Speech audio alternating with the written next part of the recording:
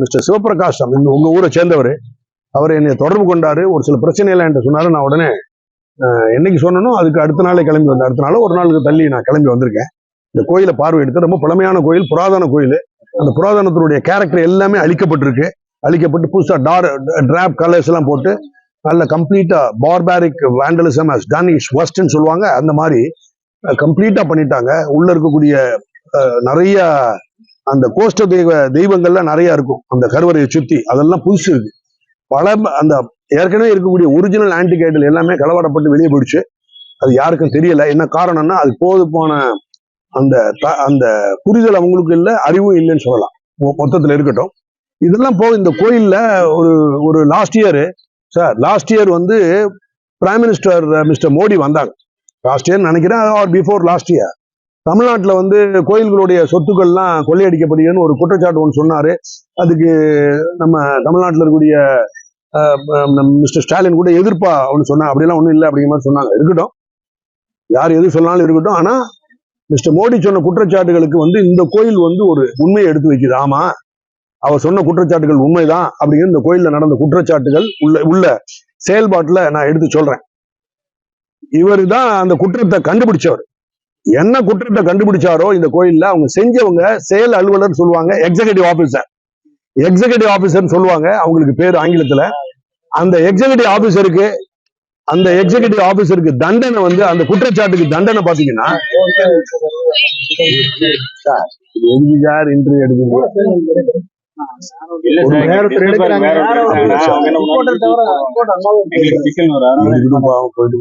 கோச்சுக்காது சொல்லணுமா நானு.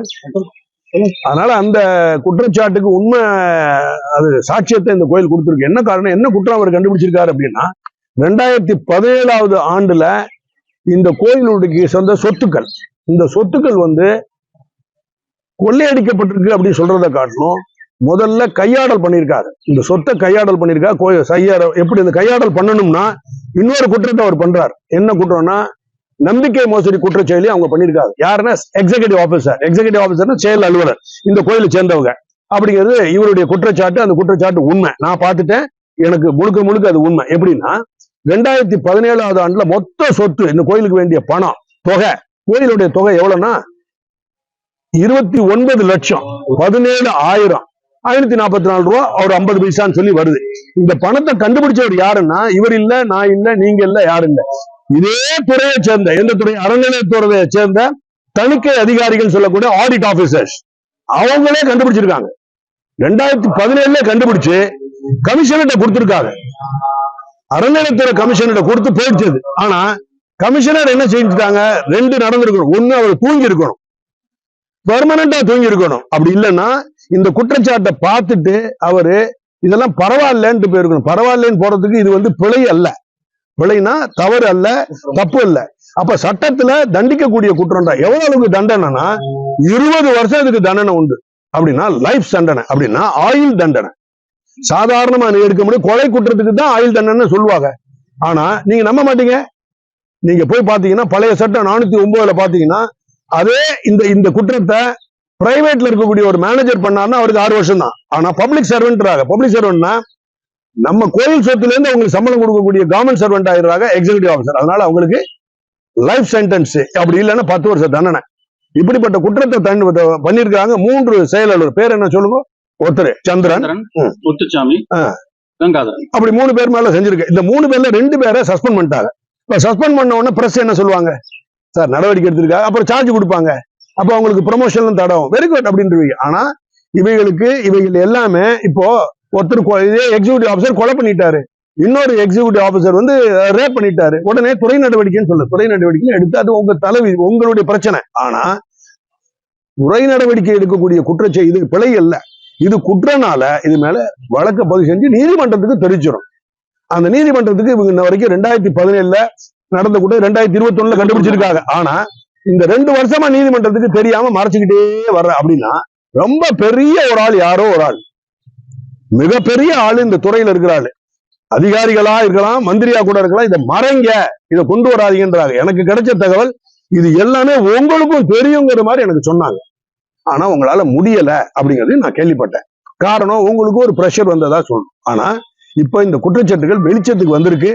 இத ஒண்ணு நடவடிக்கை எடுக்கணும், சட்டப்படி நடவடிக்கை எடுக்கணும்.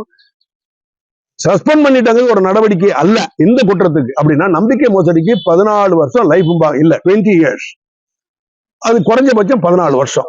இது எவ்வளவு ரூபான்னு ஏற்கனவே சொல்லிட்டோம். எப்படி எல்லாம் ஆயிருக்குன்னு பாத்தீங்கன்னா, வாழை மரம் கட்டியிருக்காங்க சொல்றாரு. 3 விழா கட்டுறது, அந்த 3 விழா டோனார் தான் கொடுக்கணுமா? 3 விழா தான் கோயில்ல 3 விழா தான் கோயில்ல பண்ணணும். ஆனா மிச்ச விழா எல்லாமே யார் பண்ணுவாங்க? உபயதாரர்கள் சொல்லக்கூடிய டோனார், கொடையாளர்கள் செய்வாங்க. இந்த வாழை மரத்தை கட்டினதாக சொல்லி கிட்டத்தட்ட அந்த வாழை மரம் யாரு கட்டுறா? யாரோ ஒரு கான்ட்ராக்டர் வந்து கட்டுவார்ல, அவருக்கு தானே பணம் கொடுக்கணும். அவருக்கு பணம் கொடுத்தது எல்லாமே உபயதாரர்கள், ரைட்டா? ஆனா இந்த எக்ஸிகியூட்டிவ் ஆபீசர் என்ன செஞ்சிருக்காரு? அவருக்கு கொடுக்கறது மாதிரி இல்லாம தன்னுட்ட வேலை பார்க்கக்கூடிய ஸ்வீப்பர், வேலைக்காரன், அப்புறம் கணக்கு எழுதுறவன், அப்புறம் வாட்ச்மேன், இவங்களுக்கு எல்லாம் போட்டு எத்தனை லட்சம்? 2,59,000 ரூபாய் அவர்த்தே செக்கை கொடுத்து அவர்த்தேந்து வாங்கிக்கிற. அப்படின்னா அவருக்கு கொஞ்சம் பணம் கொடுப்பாரு. யாருக்கு? அந்த வாட்ச்மேனுக்கு கொஞ்சம் 5,000 10,000 கொடுத்துட்டு மேலதிகாரி கொடுக்கணும்பா, இல்லாட்டி வேலையை காலி பண்ணி மிரட்டி வாங்கியிருக்காரு. அது மாதிரி எத்தனை முறை நடந்திருக்கு? 28 முறை நடந்தது. பெரிய குற்றம் சார், சத்தியமா. நீங்க எல்லாம் கேள்வி கேட்க முடியாது. இதுல மாட்டிக்கிடுவோம் நம்ம. இதுல வந்து உண்மைத்தன்மைக்கு பேச்சுக்கே இடம் இல்ல. பிகாஸ் இதை கண்டுபிடிச்சவன் அந்த டிபார்ட்மெண்ட்ல இருக்கக்கூடிய ஆடிட்காரன். நம்ம வேற டிபார்ட்மெண்ட், போலீஸ் டிபார்ட்மெண்ட் இல்ல. ஆனா இப்ப போலீஸ் டிபார்ட்மெண்ட் இன்ன வரைக்கும் அவர் கொடுக்காம தலைகுப்புற ரிப்போர்ட்டை கொண்டு போய் எஸ்பி கொடுத்துட்டார். எஸ்பி இதுல எல்லாம் இன்ட்ரெஸ்டடா இருப்பாரா இல்லையா அப்படிங்கிறத எனக்கு தெரிஞ்சு எஸ்பி எல்லாம் இருக்க மாட்டாங்க. அவங்களுடைய வேலையெல்லாம் வேற வேலை. முன்னாடி மாதிரி தொழில் ரீதியான எஸ்பிகளை என்னால பார்க்க முடியல. இது மாதிரி குற்றச்சாட்டுகள் நடந்துச்சுன்னா விரட்டி பிடிப்போம் நாங்க. இது மாதிரி ஆளுங்க கோபநாய் மாதிரி பிடிச்சு கொண்டாந்து நேரடி எஃப்ஐஆர் போட்டு யாரை விசாரிச்சு நேரம் எல்லாம் கம்மி பண்ணிட்டு இருப்பாங்க. 3 ஈவோவும் கம்மி பண்ணிட்டு இருப்பாங்க. சஸ்பெண்ட் ஆயிருக்காங்கிறது கணக்குல வர, அது ஒன் துறை ரீதியா எடுக்க வேண்டிய நடவடிக்கை. இது வேற. ஆனா சட்டப்படி தூக்கி உள்ள வச்சிருப்போம். இன்ன வரைக்கும் உள்ள வைக்கல. என்ன காரணம்? ஜாயின்ட் கமிஷன் உயிரோட இருக்காரா இல்லையாங்கிறது டவுட். அப்ப உயிரோட இருந்தாருன்னா அவர் நடவடிக்கை எடுக்கணும். அதுக்கு மேல இருக்கக்கூடிய கமிஷனர் உயிரோட இருந்திருக்காரா, இறந்துட்டாரா அப்படின்னு நம்ம கேள்வி கேட்கணும். இறந்துட்டாருன்னா பரவாயில்ல, உயிரோட இருந்தாருன்னா அவரும் இதுல நடவடிக்கை எடுக்கலன்னா என்ன காரணம்? ஒண்ணு கைமாற்று, இல்ல வேற ஏதாவது எக்ஸ்சேஞ்சு. அப்படி இல்லைன்னா குற்றத்தை எடுத்துக்கிட்டு நடக்கிறத பாத்துக்கலாம் அப்படின்னு. இல்லைன்னா அவருக்கு ஏதாவது பெரிய பெரிய மந்திரிமார்கள் உத்தரவு கொடுத்து எல்லாம் நடவடிக்கை எடுத்து வரலாம், பாத்துக்கலாம். ஹைகோர்ட் தானே போவாங்க. போகும்போது நம்மளுடைய state public prosecutor, additional advocate, பெரிய பெரிய அதிகாரிகளை வச்சு நம்ம பேசி நம்ம பாத்துக்கலாம். அதிகாரிகளை காப்பாற்றுவோம்னு சொல்லியிருக்கலாம், வாய்ப்பெல்லாம் இருக்கு. ஆனா மொத்தத்துல கோயிலோட சொத்து மொட்டை எத்தனை லட்சம்? 29 கோடிக்கு மேல 29 லட்சம். அப்புறம் 17,000, அதுக்கு அடுத்தது 544 ரூபா. இன்னும் 50 பைசாவை கூட விடல. கணக்கு நான் போட்டல. ஆடிட் HRMCல வேலை பார்க்கிற ஆடிட்காரன் 2021 ரிப்போர்ட் கொடுத்திருக்கான். ஒரு வருஷத்துக்கு 365 நாள், 2 வருஷம் ஆயிடுச்சு. 700 நாள்ல நடவடிக்கை எடுக்கிறான்னா இது துறையா? இதை மூடுறதா வேணாமா? இது சுடுகாடா? இதை போய் கோயில்ல விடலாமா? இந்த மாதிரி குற்றவாளிகள் எல்லாம் கோயில்ல விட்டு இதே குற்றச்செயல்கள்லாம் வேற எங்கேயாவது நடந்தா விடுவாங்களா? இது வழிபாட்டு தலங்கள்ல இந்துக்கள் வந்து எல்லாரும் சைவர்களும் வைணவர்களும் சாமியை கும்பிட்டுட்டு தனக்கு எழுந்ததை காசை போட்டுட்டு வெளியே தெரியாம அமைதியா போயிட்டு இருக்கவங்கள வேணும்னே அவங்க ரொம்ப அமைதியா இருக்கிறதுனால அவங்கள மொட்டை அடிக்கிறார். இந்த மாதிரி குற்றச்செயல்களை நீங்க உடனடியா மந்திரியினுடைய நாலேஜ் கொண்டு போகணும். தெரியுதா இல்லையான்னு எனக்கு தெரியல. மந்திரிக்கு கொண்டு போய் இப்படி சொல்றாங்க, ஏற்கனவே ரெக்கார்ட்ல இருக்கு, மிஸ்டர் பொன்மாணிக்கல் சொல்றாங்க, அதை கொஞ்சம் பாருங்க. என்னன்னா கொள்ளையடிக்க வேண்டாம் அப்படின்னு ஒரு உத்தரவு போட சொல்லுங்க. எந்த சொத்தை? கோயிலோட சொத்தை கொள்ளையடிக்க வேணாம். எந்த சொத்தை? கோயில்ல இந்து கோயிலோட சொத்தை கொள்ளையடிக்க கூடாது அப்படின்னு ஒரு உத்தரவு போட சொல்லு. வாய்மொழியா போடாத. கமிஷனருக்கு சொல்லி ரைட்டிங்ல ஒரு சர்க்குலர் மெமோரண்டம் போட சொல்லுங்க. இது போக ஏற்கனவே இது மாதிரி நீ கொள்ளையடிக்கிறேன்னு சொல்லிதான் ஏற்கனவே நிர்வாக வரின்னு சொல்லி பணம் வாங்குறாங்க. ஏற்கனவே நிர்வாக வரின்னு சொல்லி ஒரு வருடத்துக்கு கோயில் மேல வரி போடுறது இந்த அரசாங்கம் போடுது. போன அரசாங்கம் போடுறான்.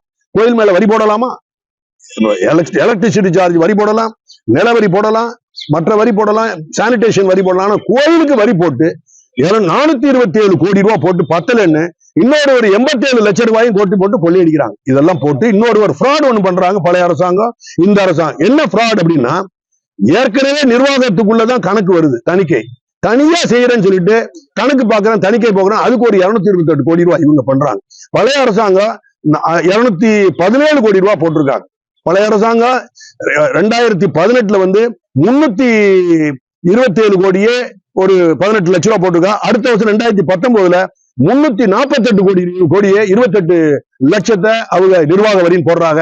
2020 வந்து பழைய அரசாங்கம் 420 கோடின்னு போட்டு 16 லட்சத்தை நிர்வாக வரியா போட்டு கோயில்ல இருந்து பெரட்டி எடுத்துட்டு போறாங்க. இப்ப இருக்கக்கூடிய அரசாங்கம் 2021ல 428 கோடி போட்டு 10லன்னு அடிஷனலா 87 லட்சத்தை வரை எடுத்துட்டு போயிருக்காங்க. இதெல்லாம் வரி. கோயில் மேல போட்ட வரிய 100 இந்துக்கள் எடுத்தோம்னா 99 இந்துக்களுக்கு தெரியல. உம்பட பட்டைய போட காசை போட போயிட்டு இப்ப இந்த மாதிரி அறியாத நிலையில இருக்கிறது வந்து நான் யாரையுமே குறை சொல்லல. எங்க சமயத்தை சேர்ந்த இந்துக்கள் தான் கொலை செய்யப்படுவ குறை சாட்டப்படுறதுக்கு லாயக்கானவர். அவங்களுக்கே தெரியல. இவ்வளவு வரிய போட்ட பிறகு 228 கோடி தணிக்கை வரி. அப்ப மொத்தம் சேர்த்தா 656 கோடி ரூபாய் ஒரு வருஷத்துக்கு நம்மள்ட்ட போறாங்க. மாசத்துக்கு 55 கோடி ரூபாய் கோயிலுக்கு போடுறாங்க. போட்ட பிறகு வரி போட்டு எடுத்த பிறகு அவங்க என்ன செய்யணும்? அந்த நிர்வாகத்தை நடத்தணும், கம்ப்யூட்டர் ஸ்பாட் வாங்கணும், கார் வாங்கணும், கார்ல இருக்கிற பெட்ரோல் போட்டுக்கிறணும், எல்லாமே அவங்களுடைய செலவு தான். பென்ஷன் டீயே இல்ல, அதெல்லாம் இல்ல. அப்ப இதெல்லாம் எடுத்த பிறகு ஒரு பைசா கூட இதுல இருந்து எடுக்க. உதாரணத்துக்கு எலக்ட்ரிசிட்டி சார்ஜ் உங்களுக்கு போடுறாங்க. அரசாங்கம் எலக்ட்ரிசிட்டி சார்ஜ் உங்களுக்கு போடுது, போட்டு வாங்கிட்டு போயிடுச்சு. போட்ட பிறகு எலக்ட்ரிசிட்டி டிபார்ட்மெண்ட் என்ன சொல்றா? இல்ல எங்க டிபார்ட்மெண்ட் ஒருத்தர் செத்துப்பிட்டா, ஷாக் அடிச்சு, அதுக்காக இந்த ஏரியால செத்தாரு, இந்த ஏரியால இருக்கிறவங்களுக்கு மட்டும் அடிஷனலா ஒரு டாக்ஸ் போடுறோம், ஒவ்வொரு வீட்டுக்கு 250 ரூபாய் விடுவீங்களா? அடிப்பீங்களா? புரியலையா? விடுவீங்களா? விட மாட்டீங்க. அதே மாதிரி இவங்க என்ன செய்யறாங்க? ஏற்கனவே வரி எடுத்தாச்சு. எடுத்த பிறகு சின்ன சின்னதுல ரொம்ப கேவலமான நியூஸ் பேப்பர் வாங்குறேன்னு சொல்லி ஆயிரக்கணக்கான ரூபா. அதுக்கடுத்து பாத்தீங்கன்னா சாப்பாடு என்ன அநியாயம் பாரு. இது இந்த கோயில் இல்ல, வேற கோயில்ல எந்த கோயில் சொல்லி கேட்க வேண்டாம். மானிய கோரிக்கைன்னு சொல்லி கவர்மெண்ட்ல செய்யறது. மானிய கோரிக்கை மண்ணாங்கட்டி கோரிக்கை ஏதாவது செஞ்சு தொலைங்க. ஆனா நீங்க உங்களுடைய சம்பளத்தில் தின்னுங்க. அப்படி இல்லைன்னா எதுல சாப்பிடுங்க. ஏற்கனவே உங்களுக்கு கொடுத்த 656 கோடி இருக்குல்ல, அதுல தின்னு தொலைங்கன்றோம். தயவுசெய்து எடுக்காதீங்க. அந்த கோரிக்கையில என்ன எடுக்கிறாங்க? 9,900 ரூபாய், 9,600 ரூபாய் எடுத்து தின்னு இருக்கிறாங்க. இதெல்லாம் போக இதெல்லாம் பாத்தீங்கன்னா இந்த ஆணையர் என்ன கமிஷனர் ஆபீஸ்ல போட்டோ எடுக்கணுமா? போட்டோ எடுக்கலன்னு நீ எடுக்காம போய் தொலை. எங்களுக்கு என்ன பிரச்சனை? என் கோயில்ல இருக்க பணத்தை எடுக்காது. அந்த பணம் எவ்வளவு எடுத்திருக்காங்க? 11,570 ரூபாய் எடுத்திருக்காங்க. கண்ணாடி இருக்குமான்னு பாரு. அதுக்கு அடுத்தது ஜெராக்ஸ் எடுக்கணும். ஜெராக்ஸ் எல்லாம் உங்க அட்மினிஸ்ட்ரேஷன் பண்ணி யாரையும் வாங்கிட்டீங்க. எக்கச்சக்கமான பணம் எடுத்து கிட்டத்தட்ட கோடிக்கணக்கான பணம் கொள்ளையடிக்கப்படுது கோயில். கோடிக்கணக்கான பணம் என்னமா சார்? இந்த கோயிலை பொறுத்த வரைக்கும் இன்னைக்கு உங்களுக்கு ரெலவெண்ட். இதை பொறுத்த வரைக்கும் 29 லட்சம். அதுக்கு அடுத்தது 17,000.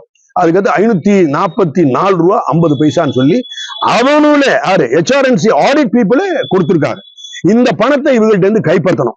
யார்ட்ட இருந்து கைப்பற்றணும்? இந்த 3 குற்றவாளி இருக்கான் இல்லையா, அவனை கைப்பற்ற போலீஸ் தான் பண்ணணும். போலீஸ் வந்து இதுல எல்லாம் கேஸ் போட மாட்டாங்க. எஸ்பி இதுல இன்ட்ரெஸ்டட் கிடையாது. என்ன காரணம்? சூப்பரண்டா போலீஸ் சொல்லுவாங்க. சூப்பரண்டா போலீஸ் கிடையாது, அவர் சூப்பரண்டு தான். போலீஸை வெட்டி எடுத்துடணும். போலீஸா இருந்தா நாளைக்கு காலையில நைட் எஃப்ஐஆர் போடணும். தூக்குடா எல்லா பயிலும் தூக்கிட்டு வரணும். அரசு காட்டி உள்ள வைக்கணும், கஸ்டடி எடுக்கணும், விசாரிக்கணும். எல்லாமே டாக்குமெண்ட்ல மாறுது. சரி, இந்த 29 லட்சத்தையும் அவர் பணத்தை எப்படி எடுத்திருக்காரு? யார் மேல போட்டு எடுத்திருக்காரு செக்? கோயில் வேலை செய்யறவங்க. அவங்க வேலை பாரு. யார் சொல்லுங்க? பணியாளர் கிருஷ்ணகுமார். படப்படப்படம் படிக்க. இப்படி எதுக்கு பேர் உத்தியோகத்தை சொல்லுங்க, படிச்சா டைம் எடுப்போம். பியூன் மேல அவங்கள்ட்ட பணத்தை போட்டு கணினி கம்ப்யூட்டர் ஆபரேட்டர் அவர் மேல போட்டு வாங்குறது. வேலை வாசிக்கிறவங்க. இப்ப இங்க ஈரோட்ல இருக்கக்கூடிய எல்லா இந்துக்களும் வெக்கத்துல நாணி தலைய குனியணும். கோயில கும்பிடுறீங்க, வர்றீங்க, எல்லாம் போறீங்க, உங்களுடைய பணம். நீங்க போடக்கூடிய கோயில்ல பணத்தை 29 லட்சம் ரூபாய் அவன் கொள்ளை அடிக்கிறான்னா நீங்க இருந்தா நம்ம வாழ்ந்து வாழாத மாதிரி நம்ம போயிடுறோமே. இனிமேலாவது இந்த மாதிரி குற்றங்களை நடக்காம ரொம்ப கவனமா நீங்க பாக்கணும். அப்புறம் வேற யாரு? அவ்வளவுதான். இருக்கு சார், நல்ல கேள்வி. நான் திருப்பி திருக்காரூர்ல நடந்திருக்கு சார், திருவாரூர்ல நடந்திருக்கு. அதுக்கு அடுத்தது திருக்காரூர்ல முல்லைவனநாதன் ஒரு கோயில் இருக்கு, அங்கெல்லாம் நடந்திருக்கு. பழனியில நிறைய நடந்திருக்கு. அப்புறம் இது மாதிரி நடக்கல அப்படி சொல்றதுக்கு கோயில் இல்ல சார், சத்தியம் நம்புங்க. இந்த குற்றங்கள்லாம் நடக்கல அப்படிங்கிறதுக்கு இல்ல. என்ன பிரச்சனைனா நல்ல கவனிங்க. நான் திருப்பி எல்லாரும் ஒரு கேள்வி, எதுக்கு அறநிலையத்துறை இவ்வளவு தூரம் சாடுறீங்க கேட்கலாம். சாடுறீங்க என்ன காரணம்? வயிற்று எரிச்ச. என்ன வயிற்று எரிச்சேன்னா ஏற்கனவே 656 உங்களுக்கு கிளிப்பிள்ளைக்கு மாதிரி சொல்லலையா? எலக்ட்ரிசிட்டின்னு இந்த ஊர்ல உங்களுக்கு வரி போட்டுட்டாங்க. வரியை வாங்கிட்டு போயிட்டாங்க. வரி வாங்கின பிறகு டிபார்ட்மெண்ட்ல ஒருத்தன் எலக்ட்ரிசிட்டி வேலை பார்க்கிறவர் வராது இருக்க மாட்டோம் போது சாக்கடிச்சு செத்துப்பிட்டா இந்த ஏரியால அப்படின்னு அடிஷனலா ஒவ்வொரு வீட்டுக்கு 250 ரூபாய் போட்டா எப்படி அதை ஏற்றுக்கொள்வோமா? பெரிய பிரச்சனை வராது. அதே மாதிரிதான் வரியை போட்டு இந்த நம்ம இந்து கோயில்கள் எவ்வளவு இருக்கு தமிழ்நாட்டுல? எல்லா இந்துக்களும் மொத்த வரி எவ்வளவு எடுக்கிறாங்க? 656 கோடி. சத்தியம் சத்தியம் சத்தியம். 650 கொள்ளக்காரன் கூட அடிக்க மாட்டாங்க. 656 கோடி. இதை நீங்க சரியான ஆளா இருந்தா வேற வழிபாட்டு தலங்களுக்கு போய் நீங்க தான் கேட்கணும். நம்ம நான் போக விரும்பல. அப்படி இருக்க போகும்போது ஒரு மாசத்துக்கு 55 கோடி எடுக்கிறீங்க. இவ்வளவு எடுத்த பிறகும் கமிஷனர் தஞ்சாவூருக்கு வர்றாருன்னு சொல்லி வறுத்த முந்திரி பக்கோடா, வாட்டர் பாட்டில், அப்புறம் ஜூஸ், அப்புறம் பார்சல் காஃபே இப்படி எல்லாம் சொல்லி 666,648 ரூபான்னு சொல்லி எக்ஸிகியூட்டிவ் ஆபீசர் பொய் கணக்கு எழுதுறான். கடைசியில பார்த்தா அந்த கமிஷனர் எனக்கு தெரிஞ்சு ஒரு நேர்மையானவர் கேள்விப்பட்டேன், சத்தியமா கேள்விப்பட்டேன். அவர் மேல அப்படி செய்யறதுக்கு வாய்ப்பே இல்லை. ஆனா அப்படி நேர்மையானவன் ரைட்டு, நேர்மையானவன் தெரிஞ்சுட்டு உன் மேல தப்பா சொல்லி எழுதியிருக்கான அவனை போடுத்தல வேணாமா சஸ்பென்ஷன்ல? இன்ன வரைக்கும் அவனை சஸ்பெண்ட் பண்ணல, அவன் மேல கேஸ் ரெஜிஸ்டர் பண்ணல. எங்க பார்த்தாலும் அறநிலையத்துறை அதிகாரி மேல கேஸ போட்டுறாதீங்க அப்படி சொல்றதுனால காரணம் கிரிமினலைஸ்டு பீப்புள் டாப் லெவல்ல இருக்கிறான். அவனே கிரிமினலா இருக்கிறதுனாலதான் கீழே இருக்கிற கிரிமினல் மேல நடவடிக்கை எடுக்க மாட்டேங்கிறான். நீங்க இருக்க வெளிநாடுகள் திருட்டு போன மீட்கப்பட்டிருக்க இப்ப வந்து இவங்க வந்ததுக்கு அப்புறம் நான் சொன்னேன்னா சார், அதுக்கு முக்கியத்துவம் போய் இந்த கோயில்ல இன்னைக்கு இருக்குது அடி வாங்கி நீங்க சொல்லிட்டீங்க சார். சத்தியமா சொல்றேன், தனியா வேணா கேளுங்க, இல்ல உறுதியா அடி வாங்கும் சார். அது நல்ல செய்தி, நிறைய தகவலை கொடுப்பேன், பிகர் எல்லாம் வரும். இந்த கோயில் அடி வாங்க, ஏன்னா இந்த இறைவனுக்கு நம்ம மோசம் பண்ணக்கூடாது. இதுக்காக மட்டும்தான் நான் வந்தேன். மற்ற கோயில்லாம் நாடிமுத்தம்மன் கோயில்ல சொல்லியிருக்கேன். அங்கதான் கமிஷனர் பேர்ல சார் ஒரு ஈவோ எழுதுறான். நல்ல கவனி என்ன எழுதுறான்னா வறுத்த முந்திரி பக்கோடாமா அவரு. ஆனா வேற இடங்கள்ல கேட்டு பாக்குறேன், அவர் அப்படிப்பட்ட ஆள் இல்லைன்றாரு. யாருன்னா சம் ரெட்டி ஏதோ ஒரு ரெட்டி, பணிந்து பேனின்ற ரெட்டி, அது அப்படிப்பட்ட ஆள் இல்லைன்னு சொல்றாங்க. எனக்கு தெரியாது, எனக்கு அவருக்கு பழக்கம் இல்லை. ஆனா நம்பகத்தன்மை ஆளுங்க சொல்றாங்க அந்த மாதிரி கேவலமானது நேர்மையானவர் வேற சொல்றாரு. ஆனா நேர்மையானவரா இல்லையாங்கிறது என்னுடைய கணக்கு இல்லை. இது சாப்பிடலங்கிறது எல்லாரும் சொல்றாரு. அப்ப தப்பா கணக்கு எழுதியிருக்காங்க அந்த எக்ஸிகியூட்டிவ் ஆபீசர். அப்ப அவன் மேல நடவடிக்கை என்ன நடவடிக்கை அவனை போட்டு தள்ளுறதுன்னா சஸ்பென்ஷன் பண்ணிட்டு உடனடியே எஃப்ஐஆர் போட்டு அவனை ரிமைண்ட் பண்ண வேண்டாமா? பால்ஸ் கணக்கு எடுத்து பொய் கணக்கு எடுக்கிறது மட்டும் இல்லாம, அதாவது கையாடல் பண்றது மட்டும் இல்லாம நம்பிக்கை மோசடி சார். இந்த கோயில் சொத்தை எப்படி கொடுக்குறோம்? கோயிலோட நீ வரியெல்லாம் எடுத்துட்டு போயிட்டா தொலைங்க. ஆனா அந்த கோயில் சொத்தை அவன் கையில கொடுக்குறான். என்னன்னா தயவு செய்து கோயிலுக்கு சம்பந்தப்பட்ட எக்ஸ்பெண்டிச்சருக்கு மட்டும் பண்ணி தொலை, வேற எதுக்குமே செலவழிச்சிடாது அப்படின்னு நம்பிக்கையின் அடிப்படையில கொடுத்தா, நான் வாழை மரம் கட்டுறேன் அப்படின்னு பொய்யா சொல்லி வாழை மரத்துக்கு வேண்டி கட்டினதுக்கு எல்லா எக்ஸ்பெண்டிச்சரையும் உபயோகதாரர்கள் சொல்ல கொடையாளர்கள் கொடுத்த பிறகு இவன் 2.25 லட்சம் சொல்லி 28 நான் ஒரு வாட்டி 2 வாட்டி 3 வாட்டி 4 எத்தனை முறை 28 ஒரு வாட்டி எவ்வளவு பணம் 6,000 7,000 சொல்லி போட்டு அந்த பணத்தினுடைய செக்க வேலைக்காரங்க பியூன்கள்ட்ட எல்லாம் போட்டு அதை கைப்பற்றி எடுத்திருக்கானா மனுஷனா? சஸ்பெண்ட் பண்ணி சொல்லிடுறோம் சார், சொல்லிருங்க. அது ஒரு பெரிய விஷயம் இல்ல சார், சஸ்பென்ஷன் எல்லாம் பத்தாது சார், அதெல்லாம் இருக்கு. அது ஒரு பெரிய விஷயம் இல்ல. முத்துசாமி இல்ல சார், மிச்சம் எல்லாம் 2 சஸ்பெண்ட் பண்ணிருக்காங்க. அது ஒரு பெரிய விஷயம் கிடையாது.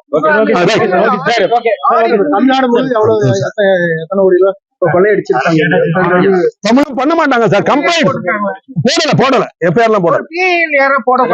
ஏன் சார் எங்க சார் போட்டு அது ஒரு 10 லட்சம் கேஸ் ஹைகோர்ட்ல தொங்கிக்கிட்டு இருக்கு சார். எங்க போறது நம்ம? பரிவட்டம் சார், பரிவட்டம் சொல்லி சார் இன்னொரு வார்த்தை எழுதிருங்க. எவ்வளவு ரூபாய்? எவ்வளவு சார்? 1,08,000 பரிவட்டம் கட்டுறேன்னு சொல்லி பரிவட்டம் அது எவ்வளவு கட்டுங்க, பேசுங்க, சொல்லுங்க சார். படப்பட அதெல்லாம் பாக்காது சார். இப்ப வந்து ஐடியா இருக்கப்ப போட்ட வழக்குகள், பெருமான வழக்குகள், பொய் வழக்குகள் சொல்லி உங்க டிபார்ட்மெண்ட் ஆளுகளே சில பேர் வந்து திமுக ஆட்சி வந்ததுக்கு அப்புறம் ஒரு புகார் கொடுத்துருக்காங்க. அதை பத்தி உங்களுடைய நிலைப்பாடு இருந்துச்சு? பொய் வழக்கு அப்படி எல்லாம் கொடுக்க மாட்டாங்க சார். அதாவது எவிடன்ஸ் இல்லைன்னு கொடுப்பாங்க, பொய் வழக்குன்னு சொல்ல மாட்டாங்க. போட்ட வழக்குகள் பெரும்பாலான மக்கள் அமைச்சர் சேகர்பாபு லாஸ்ட் வந்தப்ப கூட அவங்க போட்ட வழக்குகள்ல பெரும்பாலும் பொய் வழக்குகள் விசாரிச்சுட்டு அப்படி என்கிட்ட சொல்லுங்க. அவரை தூக்கி நான் ப்ராசிக்யூட் பண்ணிவிடுவேன், உள்ள தூக்கி வச்சுடுவேன். என்ன பொய் வழக்கு, யார் பொய் வழக்கு போடுங்க? இவர் என்ன எங்களுடைய வழக்குகளை எல்லாத்தையுமே ஹைகோர்ட் மானிட்டர் பண்ணுது, டிவிஷன் பெஞ்ச். அது இப்ப பேசக்கூடாது சார், இது மறைஞ்சிடும், கோயில் மேட்டர் போயிடும். தயவுசெய்து கேட்காது. ஒரு நாளைக்கு அவரை போய் தான் நீங்க எனக்கா சார், எனக்கு வந்து கோயிலோட இந்த கோயிலை பேசுறதுக்கு மட்டும்தான் வந்திருக்கேன். இல்ல சார் வேணாம், இதோட விட்டுருக்கு. என்ன பரிவட்டம் சொல்லியாச்சு சார், ஒன்னே முடிஞ்சிருச்சு.